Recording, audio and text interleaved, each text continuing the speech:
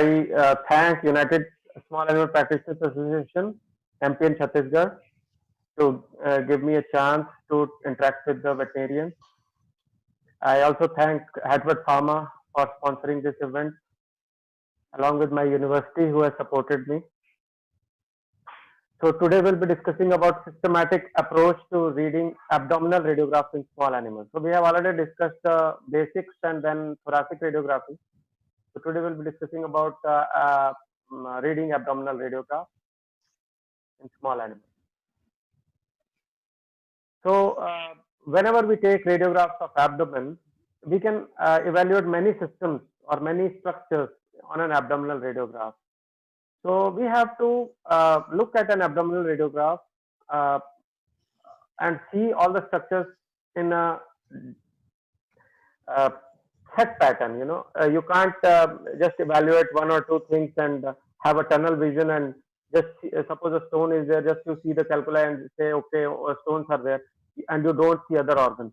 So you have to see all the organs one by one. So we can see the gastrointestinal tract, stomach, the small intestine, the colon. We can see the liver, we can see the spleen, the reproductive system. If it is a male, we should see the prostate, penile urethra. If it is a female, we should search for the uterus. Urinary system, we can see the kidneys, the urinary bladder, the urethra. Then also we should evaluate the extra abdominal structures like the vertebral column. So with these things, a complete radiograph of abdomen can be evaluated.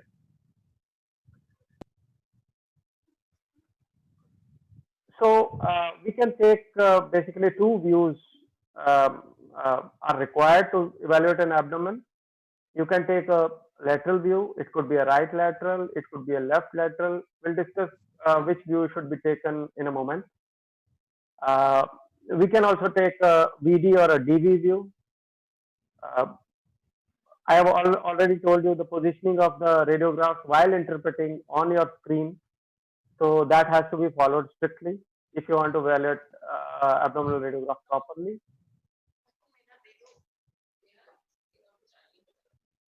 So just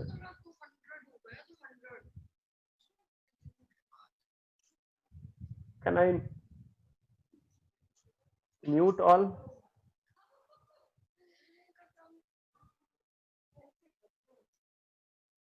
I request you all to please mute yourselves.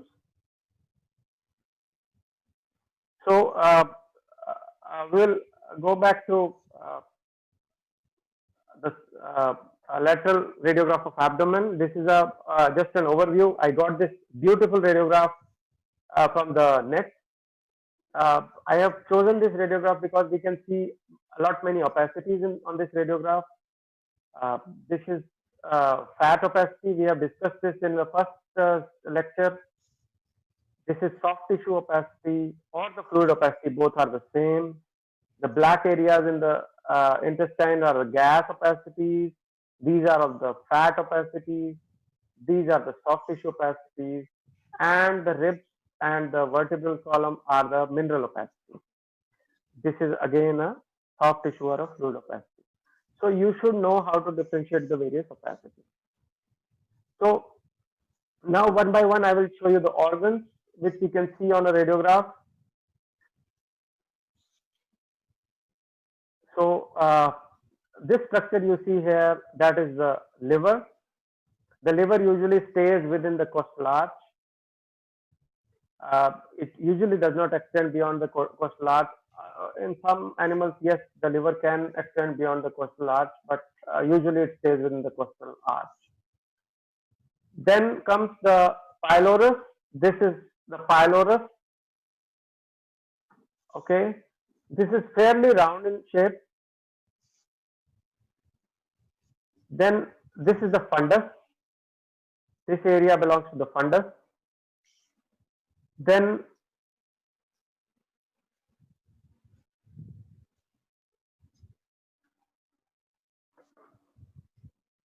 so again that is the colon. That is the descending colon. This is the descending colon. It comes from the close to the stomach, it goes up to the anus. That is the descending colon. Okay. Then this kidney, this is a kidney. Okay. And this is another kidney. This is the second kidney. You see, both kidneys are superimposed on each other. But this is a lateral view. Okay. Both kidneys are superimposed on each other. The kidney which is caudal, or the kidney which is behind, that is the left kidney. The kidney is on the cranial aspect, or which is forward or cranially placed, is the right kidney. Okay. This is the urinary bladder. That is the urinary bladder. The urinary bladder can be distended, can be collapsed. This region belongs to the sublumbar lymph node. So whenever there is any lymphadenopathy, you will see that this region, there will be soft tissue opacity here, and the colon will be deviated down. This region belongs to the spleen. This is the region belongs to the spleen. And all other these structures which you see here are the small intestine. So these are the structures which you can see on a lateral radiograph of abdomen.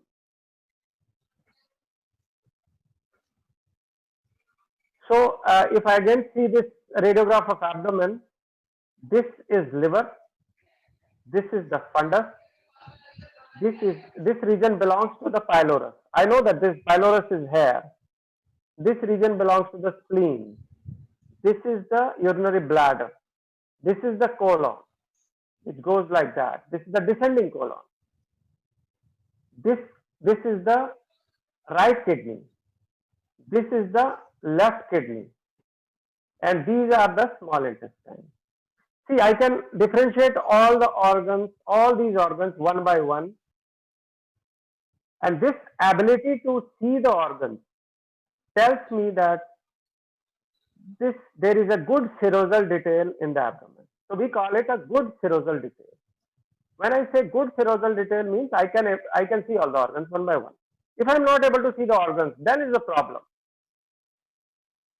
So what we have to see first on an abdominal radiograph is, are the abdominal organs remarkable? If yes, then the serosal detail is good. And there is no free fluid in the abdomen, that means the animal is healthy. But if the abdominal organs are not remarkable, then is it a pup? If it is a young one or a pup, maybe 2 months, 3 months old, then that is normal for a pup. You may not see the abdominal organs in a pup because there is no fat in the pup, and fat is the thing which differentiates the abdominal organs from each other. Sorry. If it is not a pup, if it is an adult dog, then, and there is poor serosal detail, that means the abdominal organs are not seen clearly, then this could be due to free fluid. And when free fluid, I say that free fluid can be simple ascites, it could be inflammatory fluid, it could be hemorrhagic fluid, it could be infection. So it can be a peritonitis, it can be hemoperitoneum, it could be ascites. So anything can happen. So depending on the other features, you should decide what the condition is.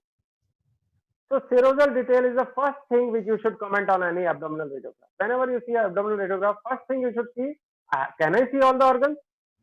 Yes. If I am able to see, then most likely the abdomen is okay. If I am not able to see the organs, then I will think about that there is possible fluid in the abdomen.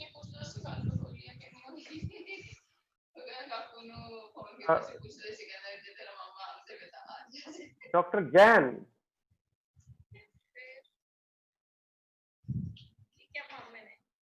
Sir, you mute all, please. I am not able to mute all. Just, okay. We are doing, sir. Could you mute for me? Yes, sir.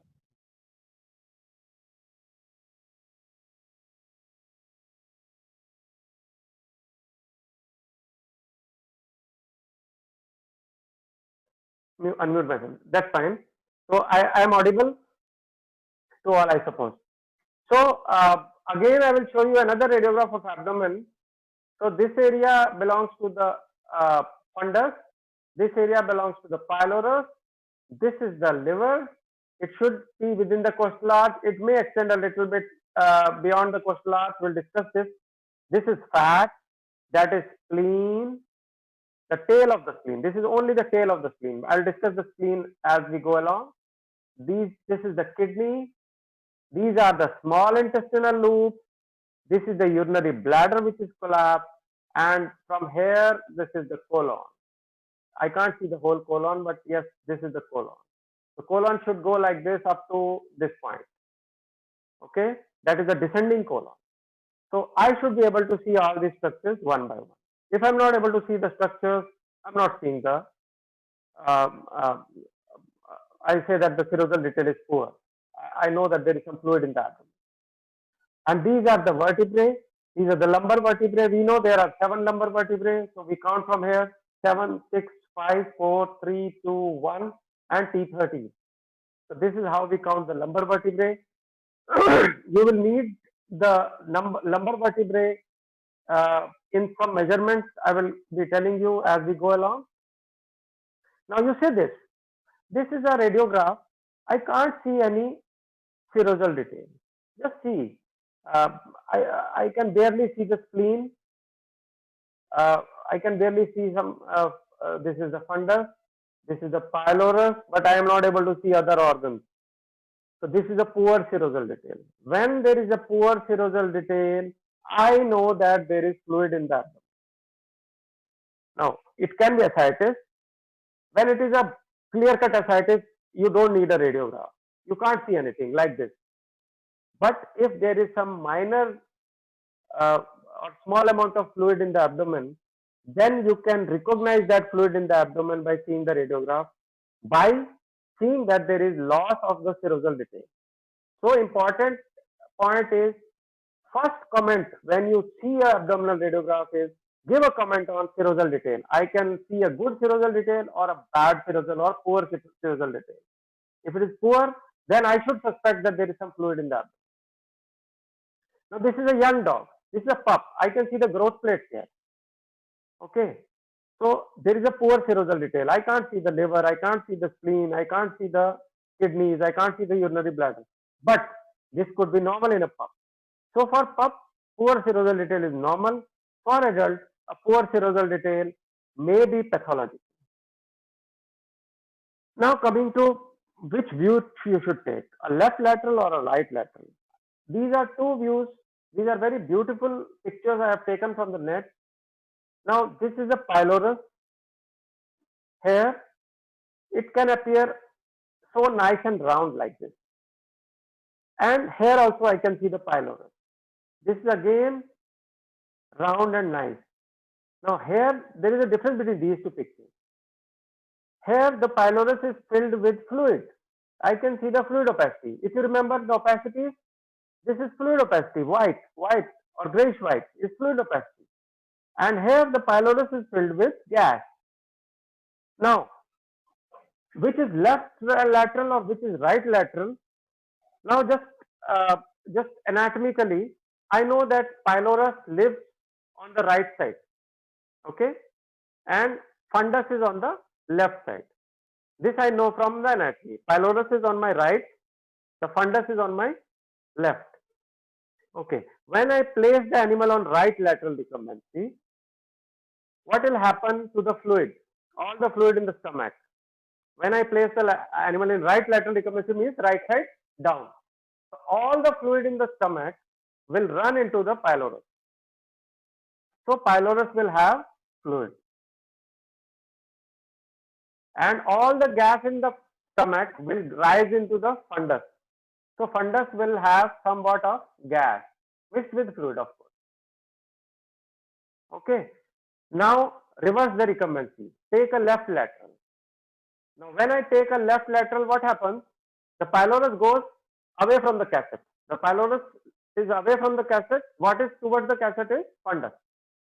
So all the fluid will run into the fundus and all the gas will go into the pylorus because gas rises up. So gas goes into the pylorus and pylorus will have gas. So suppose I am suspecting a foreign body in the pylorus. I will take a left lateral. This is a left lateral recumbency. This radiograph is left lateral and there is gas in the pylorus. And if there is a foreign body, a small foreign body or a radiolucent foreign body, it will become more clear when there is a gas background. So for obstruction, suspected obstructions of pylorus, go for a left lateral recumbency, not a right lateral recumbency, because in right lateral the pylorus will be filled with fluid and that fluid will mask the foreign body. So this is a very important thing which usually we do mistakes and we say that there is no foreign body and ultimately there is a foreign body which is stuck at the pylorus. So always when you are suspecting a dog comes to you with vomiting, persistent vomiting, or the owner says that the dog has eaten something in front of the owner, take a left lateral or prefer a left lateral to see that that foreign body is not obstructed at the pylorus. That would give you a better result as compared to a right lateral. Now, the pylorus can be this round. Okay. So this is the pylorus. See, it is absolutely round. So pylorus can be very round, and I have seen people saying that this is a tumor. Actually, this is pylorus, and people say that this is a tumor, and just go for a surgery, and ultimately find nothing. So this is pylorus, and cranial to pylorus is the liver. That is the liver, margin of liver. Caudal to the pylorus, that is the tail of the spleen. So remember, pylorus is in the center, left to the pylorus is liver, right to the pylorus is spleen, if you keep the orientation correct.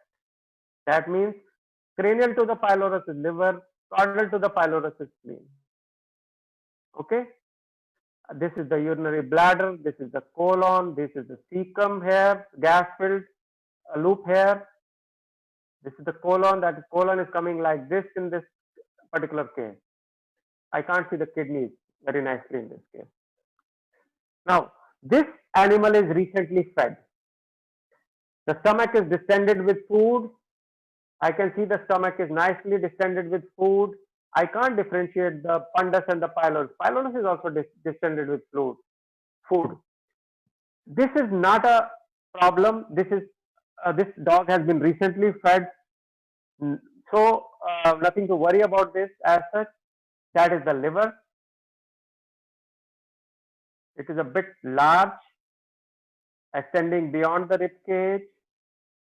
That is the urinary bladder here, and this is the colon, and this is the kidney. So serosal detail is good. The stomach is distended, and you see this. This is a obstruction. This dog had eaten a ball, and that ball has collapsed, a rubber ball, and looks like as if there is a fruit here. This is we got this case and we have operated and removed this foreign body from the stomach, and this foreign body is lodged at the pylorus. I know this region belongs to the pylorus. This foreign body is lodged at the pylorus. So you can diagnose the foreign bodies like this. This is having a mineral opacity or a little bit brighter opacity as compared to the soft tissue. The intestinal loops look okay. That is the spleen here, the whole thing. This is another foreign body. This is a metallic opacity. And I know this region belongs to the pylorus. I know this region belongs to the pylorus. This is the spleen. This is the liver. That is the stomach.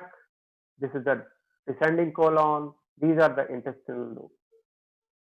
These are very obvious radiographs, You can easily tell that this is a foreign body. Anybody can tell that the dog has eaten something. Just see, this dog has eaten his own choke chain. The chain which is used for putting around the neck of the dog has eaten its own choke chain, and the chain has gone into the small intestine also. This we got this case and we have operated and removed this stain. So these are very obvious foreign bodies or obstructions. The problem lies when the obstruction is not obvious. That means there is no clear-cut foreign body. So how will you know that there is actually an obstruction? So we have to discuss that in more detail because these foreign bodies can be seen. So we'll discuss that as we go along. Now this is a radiograph of gastric dilatation and volvular syndrome. So we get a lot of cases of gastric dilatation and volvulus. The dog comes to you with a recent history of taking food or taking a meal and then going out for an exercise and come back and almost collapse. This is usually seen in deep chested breeds like Saint Bernard, German Shepherd, which have a deep chest, and usually it is hereditary. Like if parents have it, then usually the offspring will have a GDV. So on a radiograph, the pylorus which should have been here has gone up here, and the fundus which should have been here has gone down in the region of the pylorus. So just the stomach has inverted or reverted or just rotated. This is the gastric volvulus. And what you see on the radiograph are two gas bubbles, one small bubble and one big bubble, and you call this double bubble appearance. If you see a double bubble appearance, it is GDV. Also in some books you will find, or in some literature you will find that this is called as compartmentalization of stomach. The stomach is compartmentalized into two or sometimes three segments. So basically you just take a balloon and you can twist the balloon into two segments. Same way the stomach is also twisted, and it is twisted into two segments. One is small segment and one is big segment. It is compartmentalization of stomach or double bubble appearance, whatever you want to say, whatever suits you. And this is a classical feature of GDV. And it is an emergency. You all are practicing vets. It is an emergency. You have to operate within half an hour to 1 hour. If you delay, the stomach starts getting necrosed and the dog usually dies. So you have to act very fast in this case. Lot of it is lot of hypovolemia and shock. This is another case of GDV. Just see the stomach. The fundus is here. The pylorus has gone like this. Basically, the stomach has gone upside down. And this is a GDV. Excuse me.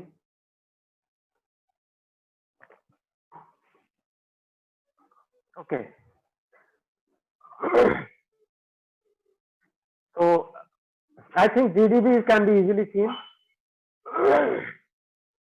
This is just see this this radiograph. And this is a case which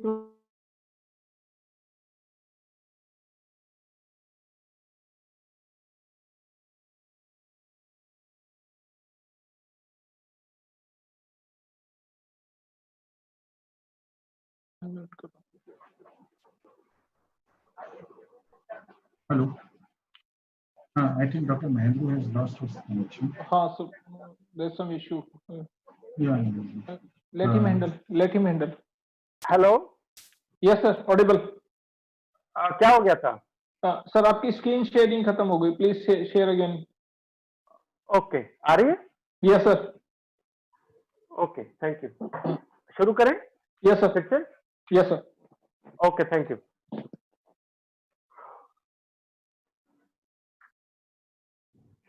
So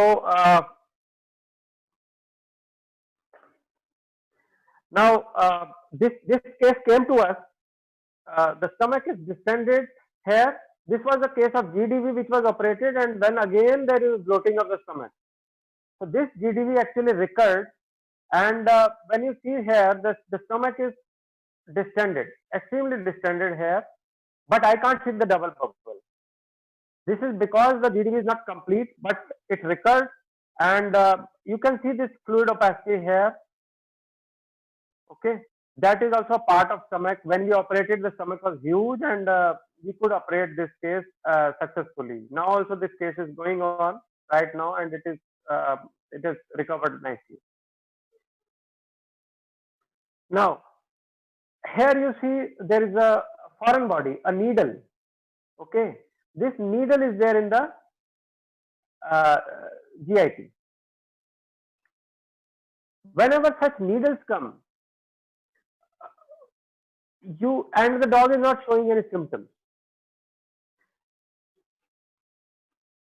The dog is passing stools normally, no vomiting. I would rather not worry about it. I'll wait for some time to see if this needle passes. But if this needle is having a thread along with it, then it is a cause of worry. So if the owner comes to you and says that a dog has swallowed a needle, and you see this needle, and the dog is not showing any symptoms, you should wait. And if there are some symptoms shown, you can operate. But if there are no symptoms, the needle can pass by itself. So, unless you see the clinical signs, never go in for a surgery. You should not be a nice, happy surgeon, or you should not earn money unnecessarily. If you save an animal, or if you let the foreign body pass out without doing a surgery, owner will be more happy, and your name will be more as compared to if you do a surgery and then remove a foreign body. For example, here, this radiograph, I could not miss this radiograph. This was a beautiful radiograph. This is available on, I could find from some literature. Now this screw was eaten by the dog. This is not a potential foreign body. This is not likely to penetrate. And the person, the doctor, what he did was, he took serial radiographs one by one, on day 1, day 2, day 3. And by day 3, the screw slowly moved from the GIT and passed out. So, my point is, unless the dog is showing any symptoms, you should not go in for a surgery. The symptoms, when I say symptoms, I mean to say that the dog is vomiting, the dog is passing blood in stools, or maybe not passing stools. I will not worry if the dog is passing stools, not vomiting. Just the owner has said that the wait for some time. It does not mean that you should wait till the dog is in very bad shape. So this is another criteria to know that this is obstruction. See, there is a term called as gravel sign. Gravel is basically bajri or sand, coarse sand. Okay, when you see such gravel sign in the small intestine, this gravel sign can be normal for the colon. Okay, this is the colon. It can be normal for the colon. But if you see this gravel sign in the stomach, in the small intestine, it is likely to be an obstruction. So gravel sign is a very important criteria to declare that this is an obstruction. So, and that gravel sign should be in the small intestine, not large intestine. This is another, just see, and there is a gravel sign here, that is the small intestine here. This is filled with gravel sign, or there is a heterogeneous, opacity in the intestine with some hyperechoic, radio opaque material inside. This is all telling me that this is a possible obstruction. Usually, these are linear foreign bodies. Maybe hairs, maybe cloth, maybe some plastic. All these will give this gravel sign. Another very important criteria is the SI-L5 ratio, the small intestine to L5. Now, I told you how to count the lumbar vertebrae: 7, 6, 5, 4, 3, 2, 1, 330. That is how we count the lumbar vertebrae. So what we have to do is, we have to see the largest diameter of the small intestine. That means I see that small intestines are dilated. So small intestine can be dilated in a perfectly healthy dog. But if they are dilated too much, and when I say too much, I should know how much. So what I see is I will measure the largest diameter of the small intestine, or the diameter of the small intestine where it is the largest, or the diameter at which the small intestine appears the largest.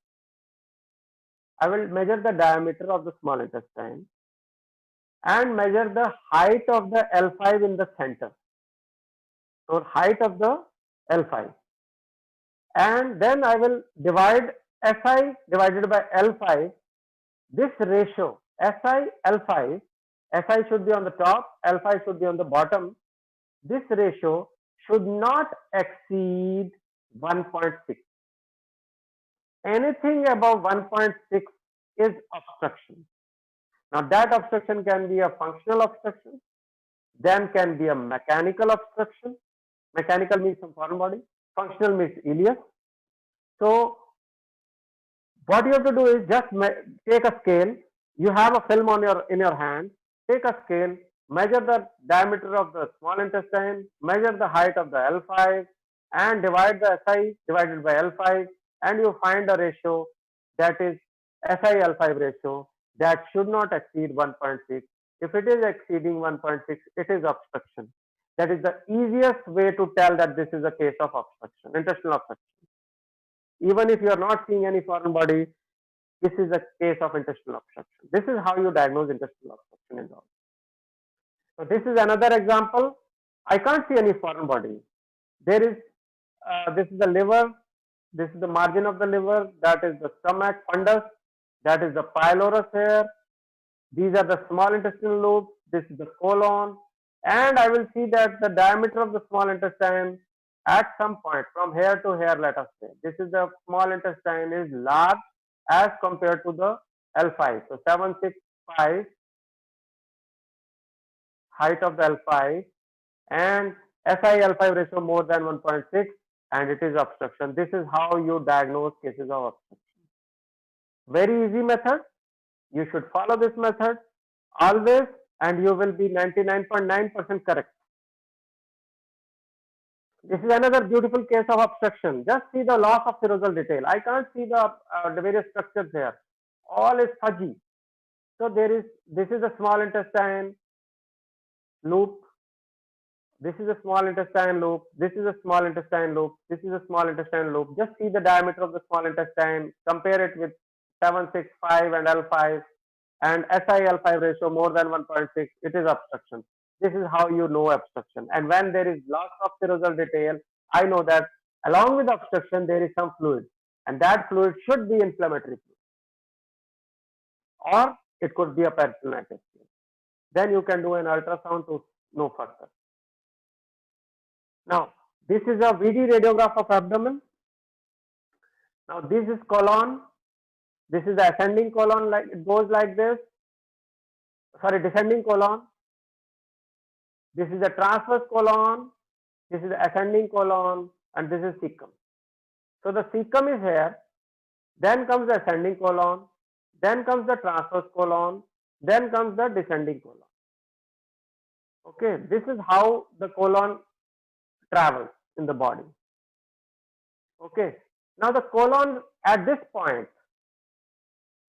the transverse colon is attached to the duodenum with the duodenocolic ligament. So the colon is relatively fixed here, and it is fixed here with the anus. So the colon is a relatively fixed structure. It will not change its position. The colon will not fall here. It will be fixed like this, or it will remain in this position. It can deviate a little bit due to other organs, but it will remain more or less fixed. So let me discuss about the relative location of the organs. Now this is the liver. We know this is liver.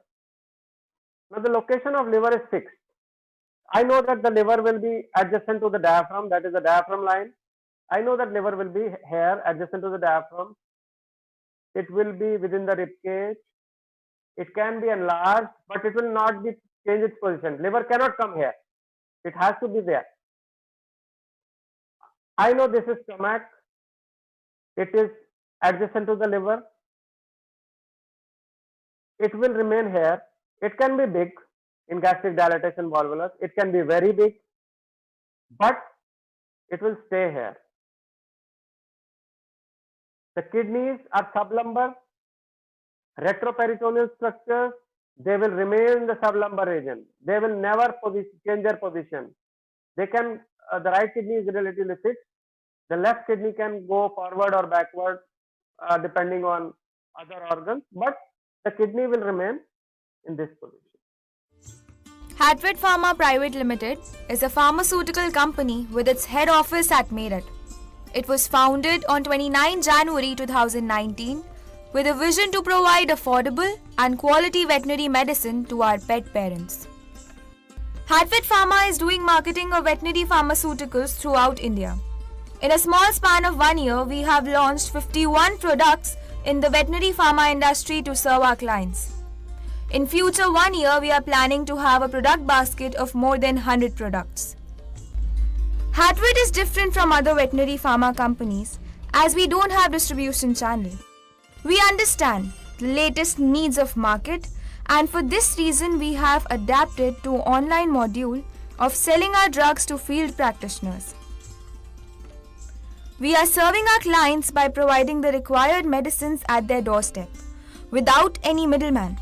We directly collect orders online, mobile app, WhatsApp, telephonic from our end customers, and we deliver the required products to their doorstep through our nationwide logistic partners Blue Dart, DTDC, TCI Express. We are happy to announce that in our client list, most of the leading pet practitioners of India are included. To assure the unbreakable faith of our clients in our company products, we look after the quality of products, starting from selecting the raw material for our final products, aseptic precautions during manufacturing, and proper storage of finished products till supply to the end customers to ensure quality of products. We are happy to share that Hatfield Pharma has been recognized at various business platforms. Recently, an article on Hatfield Pharma has been published in the leading business magazine Business Connect. One more milestone in the success story for Hatfield Pharma is that the managing director of the company, Dr. Rajneesh Tyagi, has been awarded Young Asian Entrepreneurs Award at Bangkok, Thailand on 7 February 2020. Our vision states Hatfield Pharma to be a commercially viable leading veterinary pharmaceutical company in providing quality products affordable to various sections of the pet owner society. Our endeavor is to be a front runner in innovation and quality in the veterinary pharma industry. We see a very bright future for our company as we are working in pet industry, which itself is growing at a higher rate, approximate growth of 20% annually. We are regularly working on the knowing of needs of our customers to serve them in a better way. We value your support to Hatfield Pharma and are very thankful to all of you. We look forward for a very strong and long business association between veterinarians and Hatfield Pharma. Thank you.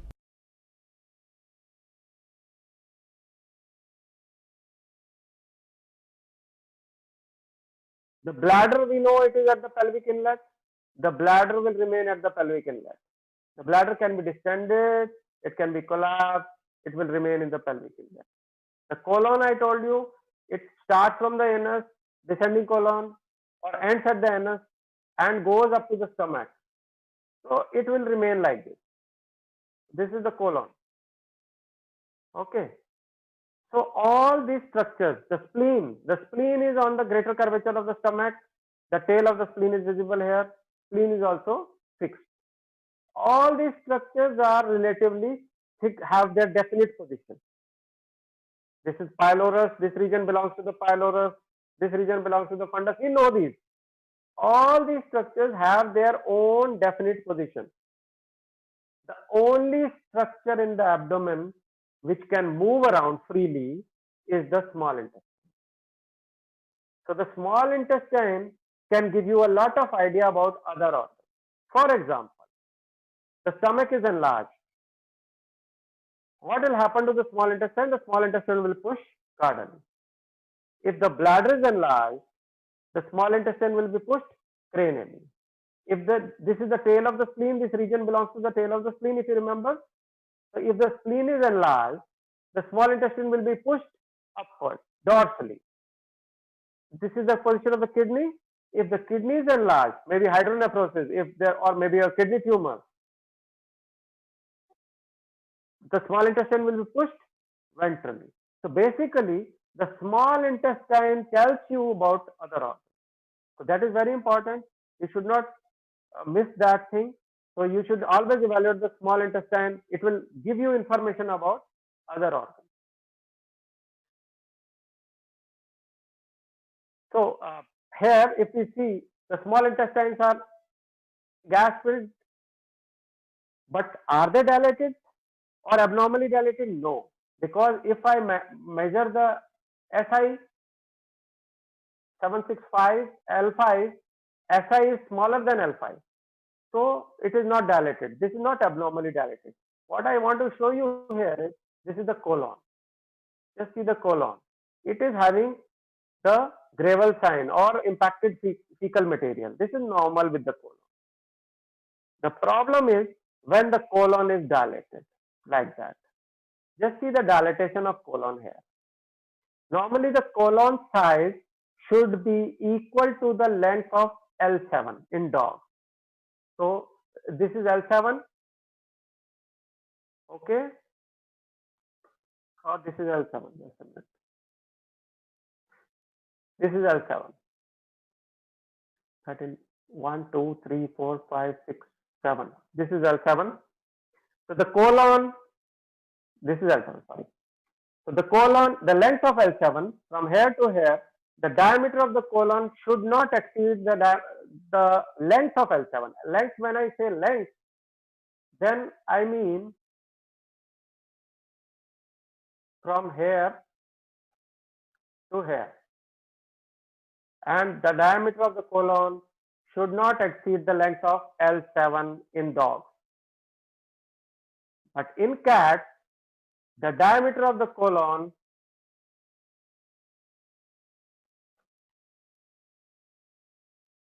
should not exceed the length of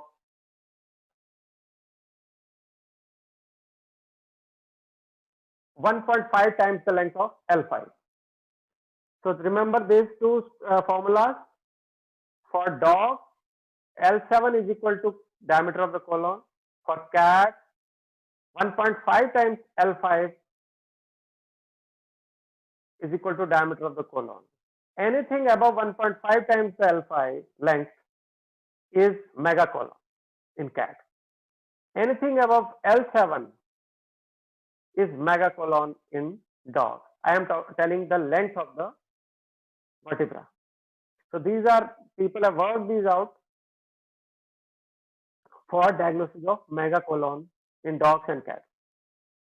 Now, this is another radiograph which I have taken from a Newton News, UK news cutting. Now these are fish hooks. Just see, the dog has ingested some fish hooks. Now remember, fish hooks usually have nylon thread attached to it. So there is an eye in the fish hook which is having a nylon thread attached to it. So whenever, especially those people who are listening and those who stay in the coastal areas, they may be facing this problem. If you find a case of fish hook, or you take a radiograph of a dog which comes to you vomiting and you see fish hook.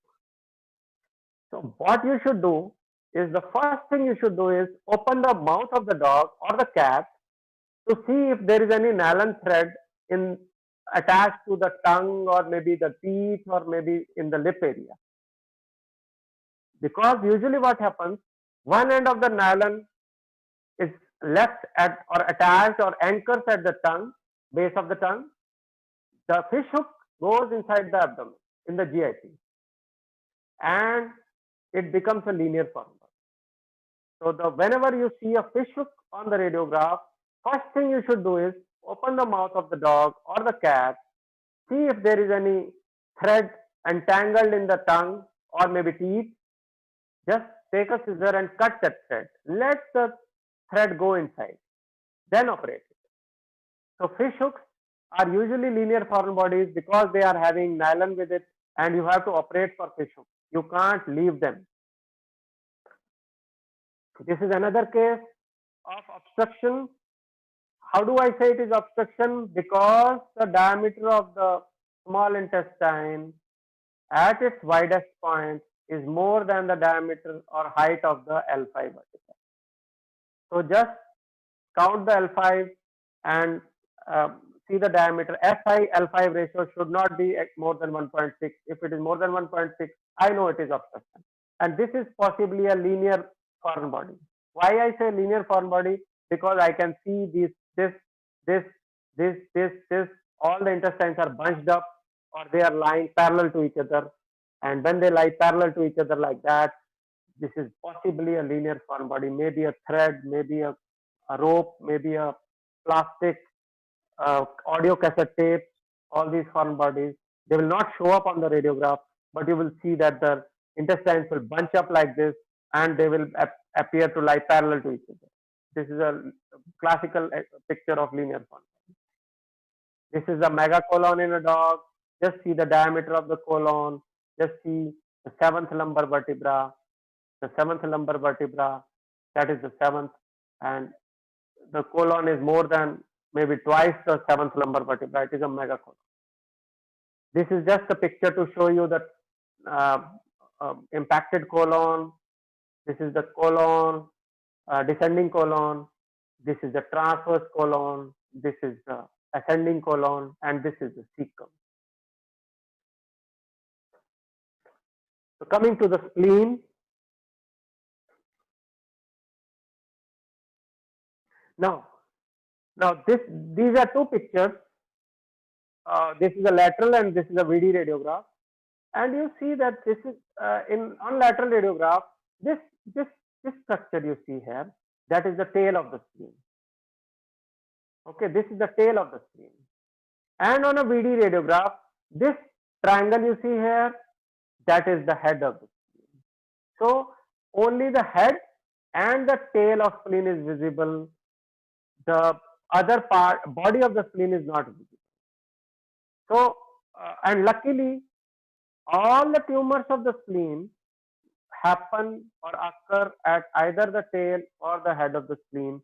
So, it is easy to diagnose. So, this spleen is enlarged. Obviously, you can see splenomegaly. You can see a mass here. I know this region belongs to the spleen.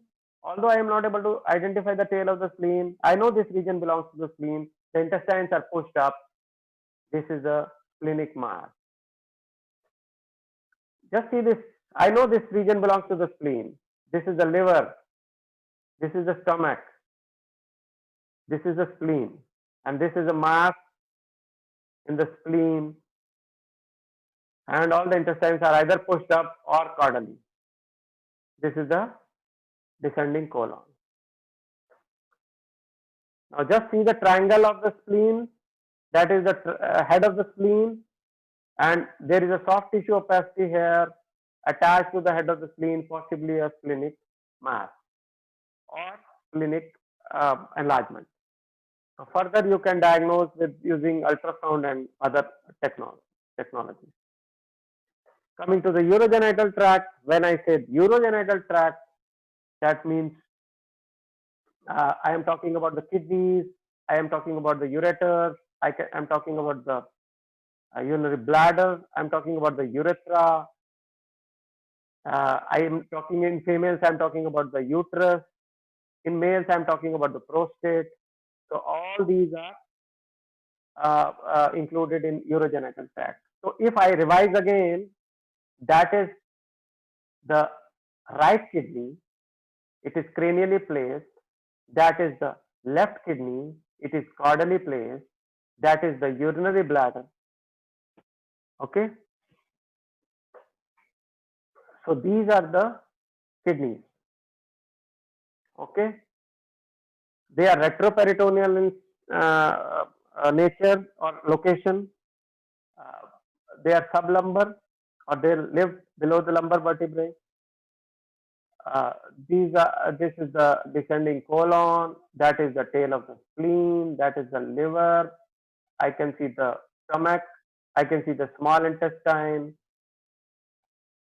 So I know that the serosal detail is good here.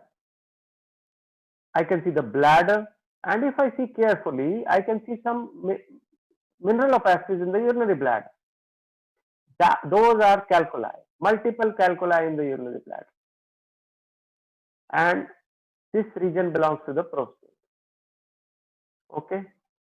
Now I know that this region belongs to the prostate, but prostate is not enlarged. I will tell you how to know that prostate is enlarged. Now, in this radiograph, I see this large mass here. See this? Now, if you see carefully, you will see that all intestines are pushed ventrally. These are the small intestines, few loops I can see here. And the colon is also pushed ventrally. That is the colon, this one. That is pushed ventrally. The small intestines are pushed ventrally. This mass is originating from sublumbar region, and it cannot be anything else except kidney. So this is a kidney tumor or hydronephrosis. So you have to diagnose this way, that any mass originating from sublumbar region is possibly a kidney enlargement. Now you see these two kidneys. This is one and this is other. So this kidney is enlarged here. This is small. So this is a renal enlargement very clearly here. So how do I know that this kidney is enlarged? So what I do is, now this is true only for VD radiograph. This is not true for lateral view. What I do is, I'll measure the length of the kidney, and this is T13, L1, L2. So I will measure the length of L2. Okay. So the kidney should not exceed 2.5 to 3.5 times the length of L2. So it should be between 2.5 to 3.5 times the length of L2. Anything below that is small kidney. Anything above that is large kidney. So you can know that this kidney is large or small. Now here you see, this is the tail of the spleen, this is the liver, this is the stomach, this is the I am repeating all these again and again so that you get versed with how to see a radiograph. So this is the fundus. This region belongs to the pylorus. Although you see pylorus or not, that is a separate issue. This region belongs to the pylorus. These are the small intestinal loops. This is the descending colon. This region belongs to the kidney. There is a large mineral opacity here in the region of the kidney. This is a big nephrolith here. These are cystoliths. This is a big cystolith here. This is a cystolith here. There is another cystolith here. There is another stone here. So these are all cystoliths. So again, this is the liver. This is the tail of the spleen. This region belongs to the stomach. These are the small intestine. There is a large nephrolith in this region. I know this is a nephrolith here. On a VD radiograph, there is a nephrolith here. Here, if you see this, serosal detail is good. I can see the colon. I can see the kidney. I can see the urinary bladder, which is collapsed here. Possibly a catheter is placed here. There are multiple mineral opacities here. So there are multiple stones here. There are mineral opacities in the kidney as well. If you see carefully, there are small mineral opacities in the kidney. So these are nephroliths and these are cystoliths. Here, this is the stomach. This is the liver. This region belongs to the pylorus. This is the tail of the spleen. These are the small intestine. This is the descending colon. This is the right kidney. This is the left kidney. This is the urinary bladder. This is the prostate here. Tail of spleen. Now here we see a round circular mass here. This is a soft tissue opacity which is not normal. This opacity should not be present. If you are not able to see, this is the opacity I am talking about. This opacity should not be present here. Now, this opacity can be anything. This can be a tumor, this can be a lymph node enlarged, this could be a retained testicle as well. So, if you see such opacities like this, you should always check for retained testicle. So, what you have to do is just see the scrotum to find out whether there is any retained testicle or not. If there is retained testicle, this is likely to be a retained testicle. If both the testicles are in the scrotum, this could be a tumor. That tumor could be originating from the mesentery. That tumor could be originating from the lymph node, abdominal lymph node, maybe some other organ.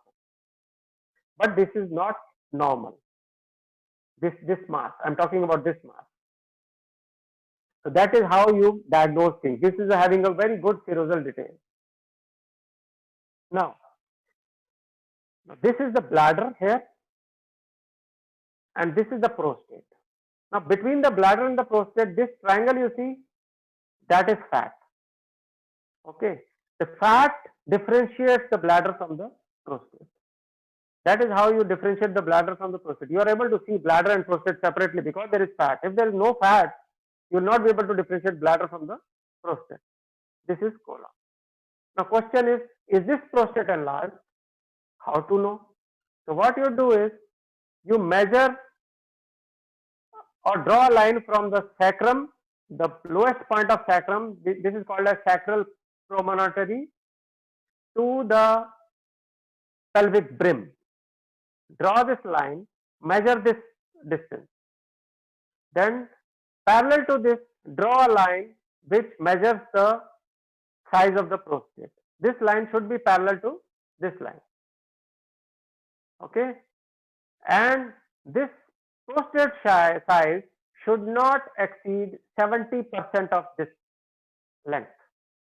If it is more than 70% of this length, it is likely to be prostatic enlargement. This is how you diagnose prostatic tumors, prostatic benign prostatic hyperplasias, prostatic abscesses, or enlarged prostate. Now, in this radiograph, if you see, there are multiple calculi in the urethra. This is penile urethra, and there are multiple calculi here. So these are multiple calculi in the penile urethra. Now here, if you see, this is a very nice radiograph where you can see the calculi here in the urinary bladder. But another interesting thing on this radiograph is this C-shaped structure. That is the cecum. Very rarely seen, but this C-shaped structure is a cecum. It is present in this region. Always, whenever you see find a C-shaped structure in this region, most likely it is a cecum. Nothing to worry about this. Cecum is usually gas-filled. That is normal. The small intestines otherwise are not distended abnormally. So this is a normal radiograph. No obstruction is there. There is a calculi, of course, in the urinary bladder.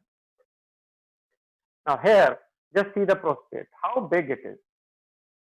If you measure the length of let us say from sacral premonitory to the pelvic brim here, and another parallel line from the hair to hair, prostate is almost equal or maybe larger than that.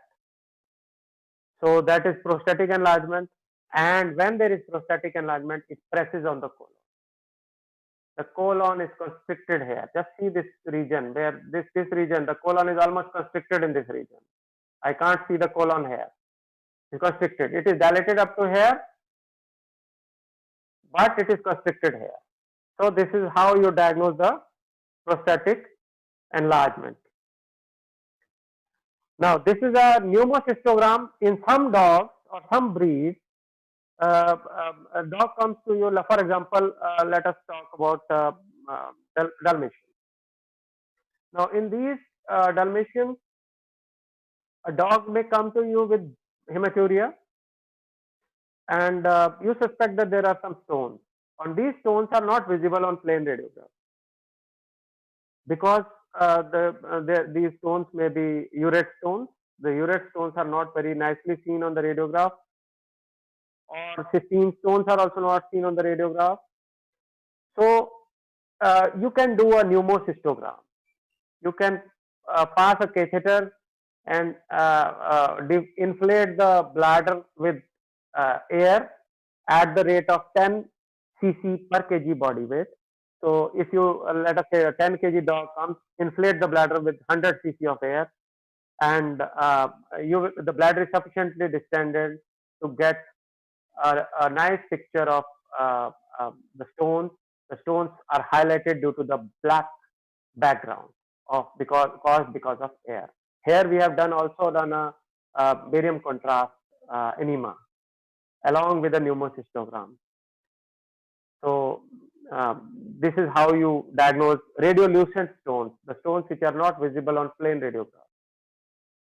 Now this is another massive prostate, and just see the bladder is here. You can appreciate that bladder is somewhere here.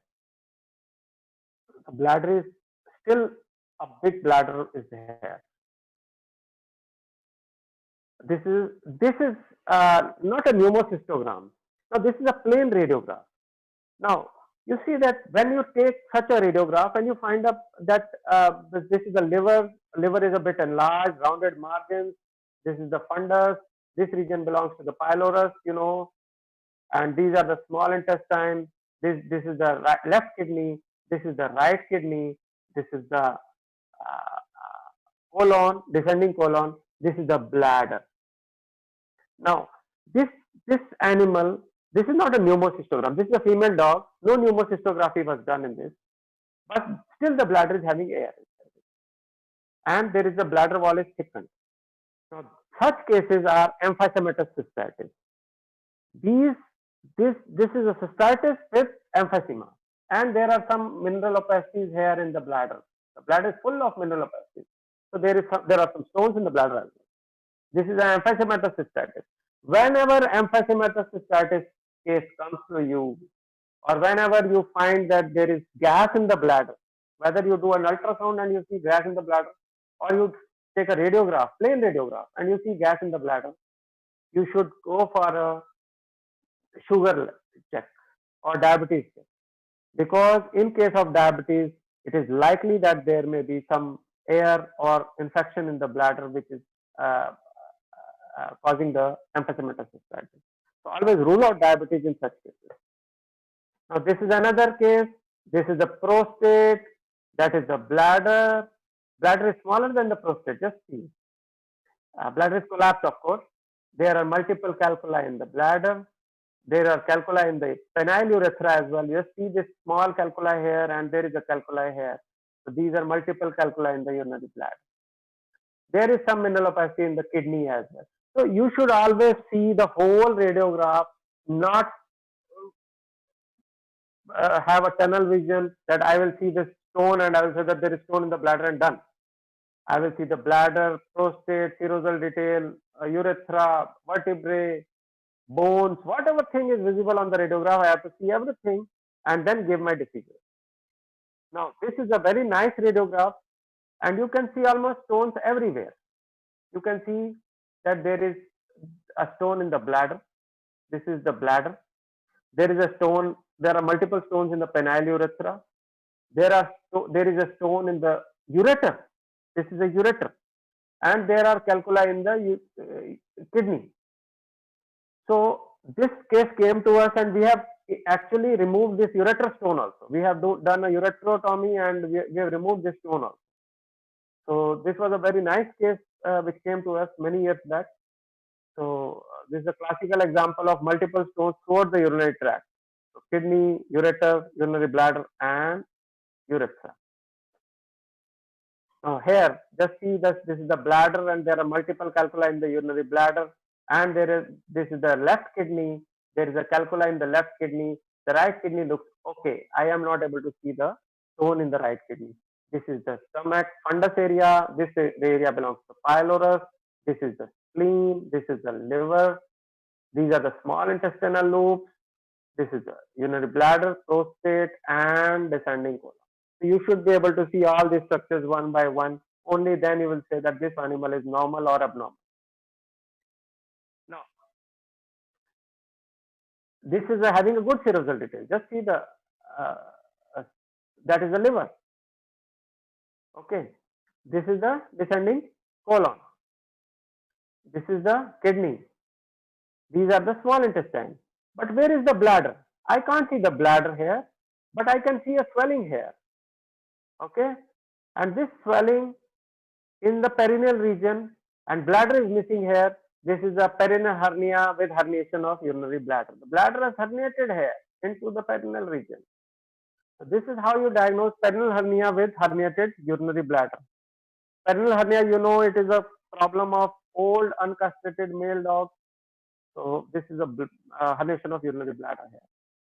And this is another example of perineal hernia, but here, along with urinary bladder, the rectum is also herniated. I can't see the urinary bladder here. So rectum and urinary bladder both are herniated in this. Here also, I can't see the urinary bladder here. So there is rectum. I can see the rectum and also the urinary bladder in this region. So both are herniated. Then comes the uterus. So you can diagnose pregnancy also, number of fetuses. So usually the fetus will start appearing on the radiograph 45 days after pregnancy. So before that you will just see dilated uterine horns. So you may not be able to diagnose pregnancy properly in early stages. After 45 days of pregnancy you can see the fetus. So this is the fetus here. These are multiple fetuses. Now whenever you see fetuses, you should count the fetuses only by head. That means you should count only the head of the fetus, not the vertebral column. If you try to count the vertebral column, you will be mistaken. Count the head. So there are 1, 2, 3 and 4. 4 fetuses are definite here, maybe more. I am not able to see this area. So there may be more fetuses also. So I will tell there are 4 fetuses, 1, 2, 3 and 4. So this is how you count the fetuses. Never count by counting the vertebrae. If you count the vertebrae, you will be mistaken most of the time. This is the one fetus here. I can count only one fetus here. Serosal detail is good. This is the stomach. This is the liver. This is the spleen. This is the uterus, which is having the fetus. And this is the urinary bladder. This is how you see the organ. Now this is one fetus here and one fetus here. This is a transverse presentation of fetus. Now this fetus, if it is end-term, will not come out. So when you see such a radiograph, you have to go for a cesarean. So such fetuses which are in transverse presentation usually will not come out. So if this is maybe a 60-day pregnancy, I can wait for 5 days. The fetus can change its position. But if it is 66 day or 67 day, already term is over, then this will not come out, and don't try to pull out the fetus. You can do a cesarean to save the fetus. Now, this is a beautiful radiograph which shows multiple fetuses, 1, 2, 3, 4 here, and one fetus at least is dead here. You can see air around the fetus. So whenever you start seeing air around the fetus, you know fetus should be surrounded with fluid. You know fluid opacity. We have discussed fluid opacity. If there is air around the fetus, then it is dead fetus. So one fetus at least is dead. Maybe more than one are dead. So this is how you diagnose a dead and a live fetus. This is dead and these are possibly live. These are all live fetuses possibly. I am telling possibly because I can't see any gas around them. But this fetus is definitely dead. There is gas around the fetus. This is how you make out dead fetuses. This is a dead fetus here. I can see that gas, the fetus is almost necrosed. I can't see very nicely the fetus, but there is gas around the fetus. This is possibly dead fetus. Now this is an early pregnancy. Just see, before 45 days of pregnancy, you can't see the fetuses, but you can see the dilated uterine horn. These are dilated uterine horns. So this is a pregnant animal, about 30-day pregnancy or 35-day pregnancy. The fetus is still not seen, but the uterine horns are dilated. And just see the teeth. The animal is ready for milking. This is a pregnant animal with dilated uterine horns. So in such cases, you should say that uterine horns are dilated. It could be gravid uterus. It could be a pregnant animal. This is the bladder and these are the uterine horns. This is the pylorus. This is the tail of spleen. This is the liver. This is the stomach. And this is the colon, descending colon. Now, coming to the liver. Now, liver is, I told you, it should remain within the rib cage or the costal arch. But here the liver is enlarged, extending beyond the costal arch, and the margins are rounded. This is a hepatomegaly, or this is enlargement of liver. Now, that is the tail of the spleen. These are the small intestine. The serosal detail is good. This is the bladder. This is the descending colon. This is the kidney. So that is how you see all the organs one by one. Now, here the liver is enlarged. It is going beyond the, you see, it's costal arch. And this is the fundus. This is the pylorus. Now, you have to draw a line from the center of the fundus to the center of the pylorus like this. Like this. That is called as the gastric axis. Okay. A gastric axis is a line drawn from fundus. You can start from here maybe, center of the fundus to the center of the pylorus. Now this gastric axis should always be parallel to the rib. So this red line is normal. So this is the rib. So the gastric axis should be parallel to the rib. But here the gastric axis is going away from the rib. So when gastric axis goes away from the rib, that means the liver is enlarged. The gastric axis will only move away from the rib when the liver is enlarged. The gastric axis will move closer to the rib when the liver is small, microhepatia. So you can diagnose small liver and large liver by seeing the gastric axis. That is a better method to evaluate the liver. So just see the gastric axis. If it is gone beyond or caudally shifted, that means the liver is enlarged. If it is cranially shifted, the liver is small. Now just see this liver. This is enlarged. Now this is a liver in a young animal. This is a pup. In young animals, you know, the liver is the largest organ. So it is expected to be large in 3 months, 4 months old pup. I say it is pup because just see the growth plates here. Even the ribs are not fully developed. So this liver is big, normal in pups. Here, just see this. That is the liver, rounded margins enlarged. And just see the gastric axis. It has gone like that. The stomach has gone like that. This is possibly some tumor of the liver. The liver is rounded. The whole liver is rounded. This is a tumor of the liver. The stomach has gone pushed caudally. That is the spleen, tail of spleen. This is the left kidney. This is the right kidney. This is the descending colon. And these are the small intestines.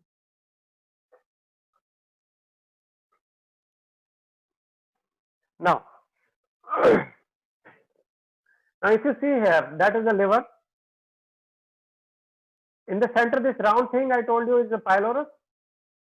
If you remember, this is the fundus. And there is a mass here.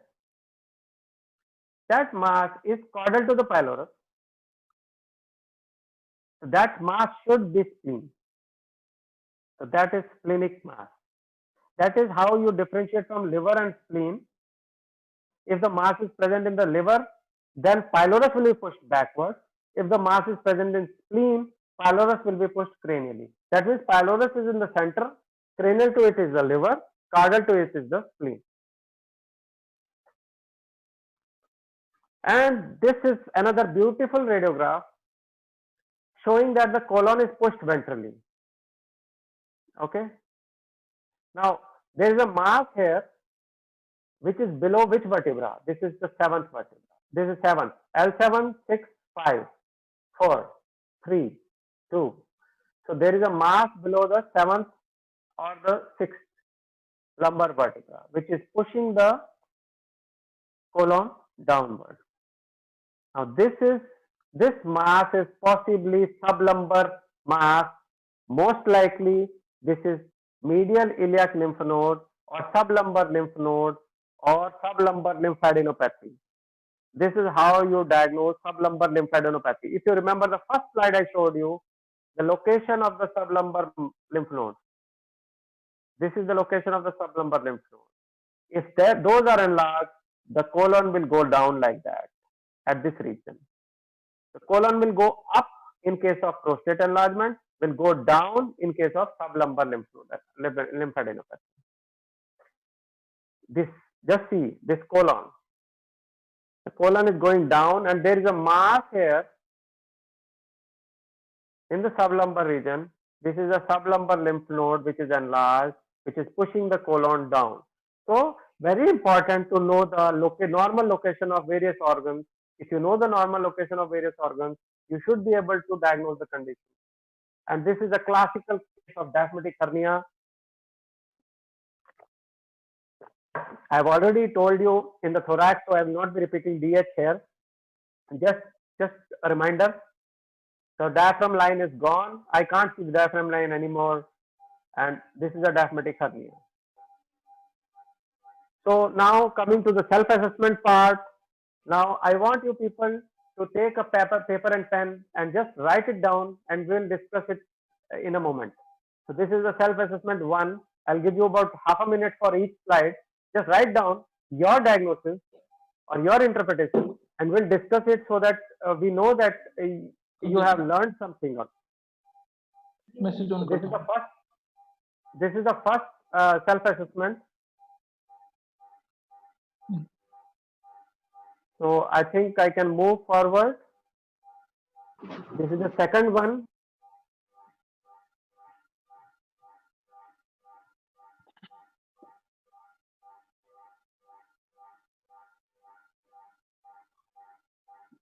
This is the third one.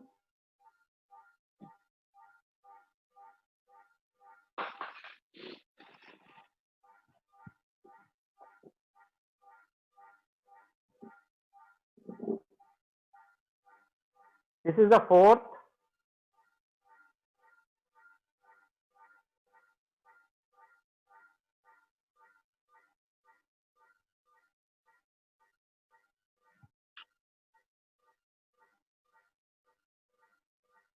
This is the fifth.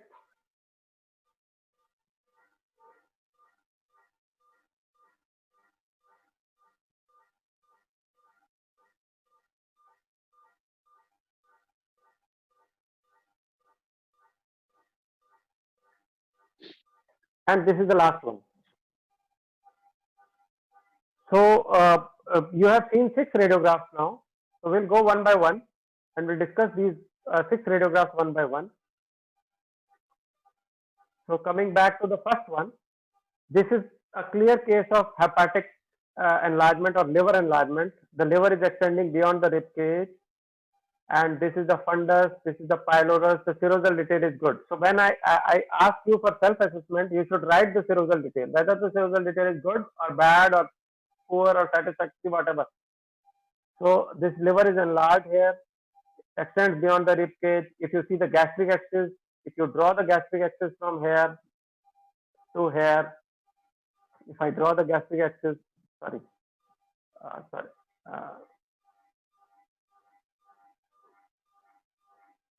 draw the gastric axis.